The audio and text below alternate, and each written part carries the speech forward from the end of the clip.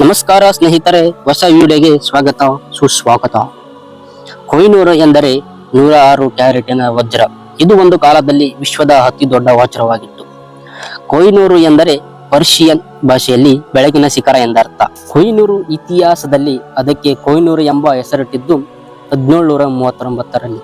ಈ ಅಮೂಲ್ಯ ವಜ್ರವನ್ನು ಹೊಂದಿದ್ದ ನಾವೇರ್ ಶಾ ಇದಕ್ಕೂ ಮೊದಲು ಇದನ್ನು ಈ ಹೆಸರಿನಿಂದ ಕರೆಯುತ್ತಿರಲಿಲ್ಲ. ಕೊಹಿನೂರ್ ವಜ್ರ ಪತ್ತೆಯಾಗಿದ್ದು ಆಂಧ್ರ ಪ್ರದೇಶದ ಗುಂಟೂರು ಜಿಲ್ಲೆಯ ಕೋಲೂರು ಗಣಿಯಲ್ಲಿ ಮಧ್ಯಕಾಲೀನ ಅವಧಿಯಲ್ಲಿ ಅಗೆದು ತೆಗೆಯಲಾಗಿದೆ. ಸಂದರ್ಭದಲ್ಲಿ ಕೊಹಿನೂರ್ ವಜ್ರ ವಿಶ್ವದ ಅತಿ ದೊಡ್ಡ ಗಾತ್ರದ ವಜ್ರವೆಂದು ಪ್ರಖ್ಯಾತಿಯಾಗಿತ್ತು. ಇದು 13ನೇ ಶತಮಾನದ ಕಾಕತೀಯ ರಾಜ್ಯದ ಬಳಿ ಇತ್ತು. ಕಾಕತೀಯ ವಶದಲ್ಲಿದ್ದ ಈ ವಜ್ರ ತುಘಲಕ್ ರಾಜವಂಶ ಮತ್ತು ನಂತರದಲ್ಲಿ ಲೋಧಿ ರಾಜವಂಶದ ಆಶ್ರಯ ಪಡೆಯಿತು. 1726ರಲ್ಲಿ ಲೋಧಿ ವಂಶದ ಯುದ್ಧದಲ್ಲಿ ಸೋಲಿಸಿದ ಬಾಬರ್ ಮೊಘಲ್ ಸಾಮ್ರಾಜ್ಯಕ್ಕೆ ಕೊಹಿನೂರ್ ವಜ್ರ ಅವನ ಕೈವಶವಾಯಿತು. ಈ ವಜ್ರ ಬಾಬರ್ ಮಗ ಹುಮಾಯೂನ್ ಕೈಯಲ್ಲಿರುವಾಗ ಆತನ ಕೈಗೊಂಬೆ ಆಯಿತು. ಆಗ್ರಾದಲ್ಲಿ ತಾಜ್ ಮಹಲ್ ನಿರ್ಮಿಸಿದ ಪ್ರಸಿದ್ಧಿಯಾದ ಶಹಜಾನ್ ವಜ್ರವನ್ನು ತನ್ನ ಮಯೂರ್ ಸಿಂಹಾಸನದಲ್ಲಿ ಅಲಂಕರಿಸಿದ ನಂತರ ಔರಂಗಜೇಬ್ ತನ್ನ ರಾಜಧಾನಿ ಲಾಹೋರ್ಗೆ ತಂದು ಅವರ ಬಳಿಯಲ್ಲಿಟ್ಟುಕೊಂಡ.